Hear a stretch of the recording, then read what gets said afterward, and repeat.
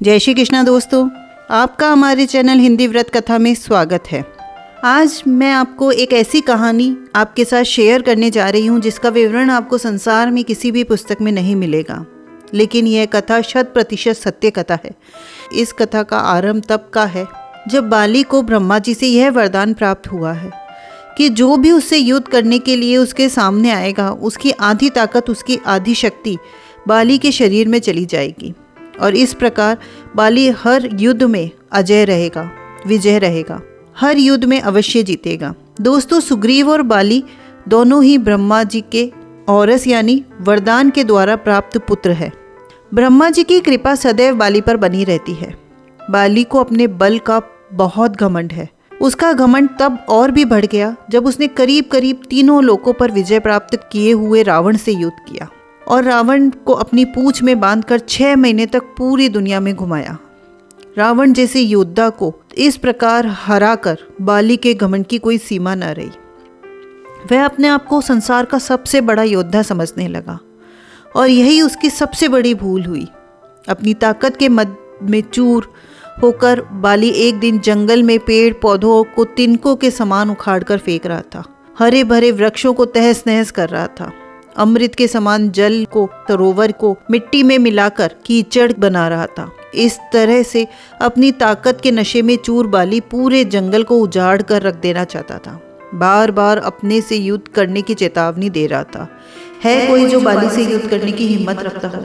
है कोई जिसने अपनी माँ का दूध पिया हो जो बाली को युद्ध में हरा सके? इस प्रकार गर्जना करते हुए बाली उस जंगल को तहस नहस कर रहा था। संयोग से उसी जंगल के बीच में हनुमान जी श्री राम जय राम का नाम जपते हुए तपस्या में लीन जा रहे थे। बाली की इस हरकत से हनुमान जी को राम नाम का जाप करने में परेशानी होने लगी, विघ्न होने लगा। तो हनुमान जी बाली के समक्ष जाकर बोले कि वीरों के वीर ब्रह्म अंश, हे राजकुमार बाली। तब बाली किष्किंधा के युवराज हुआ करते थे। तो हनुमान जी ने कहा कि राजकुमार बाली, क्यों इस शांत जंगल में अपने बल की बलि दे रहे हो? क्यों अनावश्यक पेड़ पौधों को उखाड़ कर फेंक रहे हो? क्यों फलों से लदे वृक्ष को मसल रहे हो? क्यों अमृत के समान सरोवर को दूषित मलिन मिट्टी में मिलाकर उन्हें कीचड़ में बदल रहे हो? इससे तुम्हें क्या मिलेगा? और तुम्हारे औरस पिता ब्रह्मा के वरदान स्वरूप कोई तुम्हें युद्ध में हरा नहीं सकता, क्योंकि जो कोई तुमसे युद्ध करने आएगा उसकी आधी शक्ति तुम में समाहित हो जाएगी। इसलिए हे कपि राजकुमार, अपने बल के घमंड को शांत करो और राम नाम का जाप करो। इससे आपके मन में बल का भान नहीं होगा और राम नाम का जाप करने से यह आपके लोक और परलोक दोनों को ही सुधार देंगे। इतना सुनते ही बाली अपने बल के मध्य में चूर होकर हनुमान जी से बोला, तू हमें शिक्षा दे रहा है? राजकुमार बाली को शिक्षा दे रहा है, जिसने विश्व के सभी योद्धाओं को धूल चटाई है, जिसके एक हुंकार से बड़ा पर्वत भी खंड खंड हो जाता है। जा तुझ वानर जा, तू ही अपने राम नाम की भक्ति कर। और जिस राम की तू बात कर रहा है वह कौन है? और केवल तू ही जानता है राम के बारे में। मैंने आज तक किसी के मुंह से यह नाम नहीं सुना और तू मुझे राम नाम जपने की शिक्षा दे रहा है। हनुमान जी ने कहा, प्रभु श्री राम तीनों लोक के स्वामी हैं, उनकी महिमा अपरंपार है। यह वह सागर है जिसकी एक बूंद भी जिससे मिल जाए वह भव सागर से पार हो जाए। इस पर बाली क्रोधित होकर कहता है, इतना ही महान है राम तो बुला जरा, मैं भी तो देखूं कितना बल है उसकी भुजाओं में। बाली को भगवान राम के विरुद्ध ऐसे कटु वचन हनुमान जी को क्रोध दिलाने के लिए पर्याप्त थे। बाली के मत भरे वचन सुनकर हनुमान जी बाली से बोले, ए बल में चूर बाली, तू क्या प्रभु राम को युद्ध में हराएगा? पहले उनके इस तुच्छ सेवक को युद्ध में हरा कर दिखा। तो इस पर बाली बोला, ठीक है, कल के कल नगर के बीचों बीच तेरा और मेरा युद्ध होगा। हनुमान जी ने बाली की बात मान ली।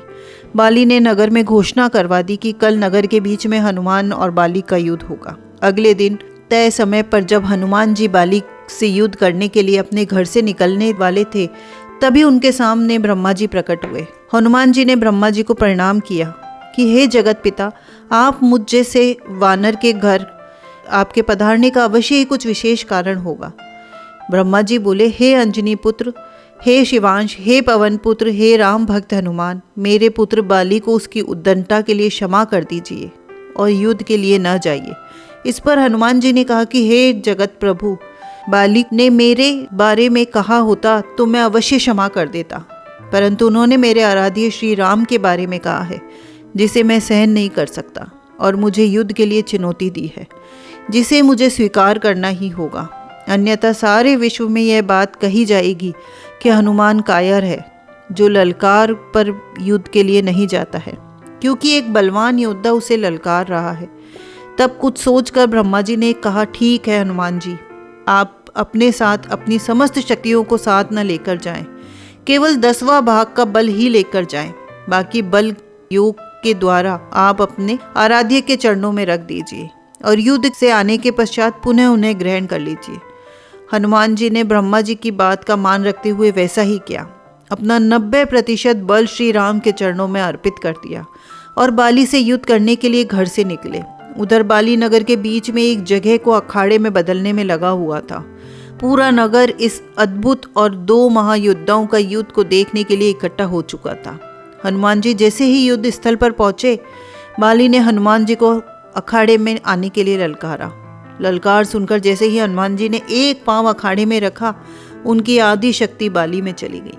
बाली ने जैसे ही हनुमान जी की आदि शक्ति समाई, बाली के शरीर में बदलाव आने लगे। उनके शरीर में ताकत का सैलाब आने लगा।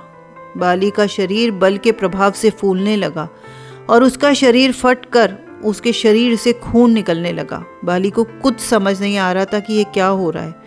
तभी ब्रह्मा जी बाली के सामने प्रकट हुए और बाली से कहा, पुत्र, जितना जल्दी हो सके यहाँ से अति दूर चले जाओ। बाली को इस समय कुछ समझ नहीं आ रहा था। वह सिर्फ ब्रह्मा जी की बात को सुन रहा था। ब्रह्मा जी की बात सुनकर वह सरपट दौड़ने लगा, तेजी से दौड़ने लगा। हजारों मील से ज़्यादा दौड़ने के बाद बाली थक कर गिर गया। कुछ देर बाद जब होश आया तो उसने अपने सामने ब्रह्मा जी को देखा। उसने ब्रह्मा जी से कहा, यह सब क्या है? हनुमान जी से युद्ध करने से पहले मेरा शरीर का फटने की हद तक फूलना और आपका अचानक वहां आना और यह कहना कि वहां से दूर चले जाओ, भाग जाओ, मुझे कुछ समझ नहीं आया।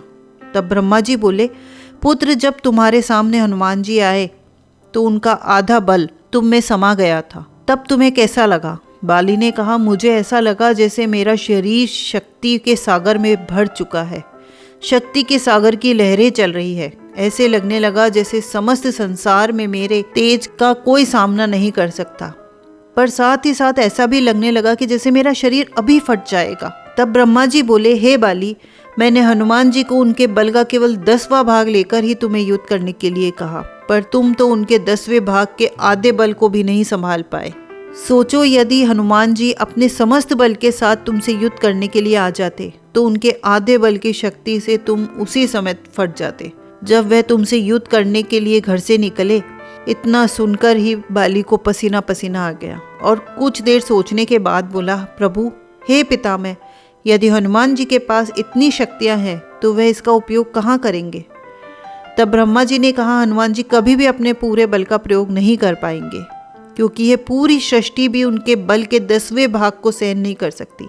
यह सुनकर बाली ने वहीं खड़े खड़े हनुमान जी को दंडवत प्रणाम किया और बोला, जय हो हनुमान जी की, जिनके पास अथाह बल होते हुए भी शांत और राम भजन गाते हैं, और एक मैं हूँ, उनके एक बाल के बराबर भी नहीं हूँ और उनको ललकार रहा था, मुझे क्षमा कीजिए। और आत्मग्लानि से भरकर बाली ने राम भगवान का जाप शुरू किया और मोक्ष के मार्ग पर चलने लगा। तो बोलिए, पवन पुत्र हनुमान जी की जय हो। तो दोस्तों, आपको ये कहानी, ये जानकारी अच्छी लगी हो तो प्लीज़ लाइक करें, कमेंट करके हमें प्रोत्साहित करें और हमारे चैनल को सब्सक्राइब करें। धन्यवाद।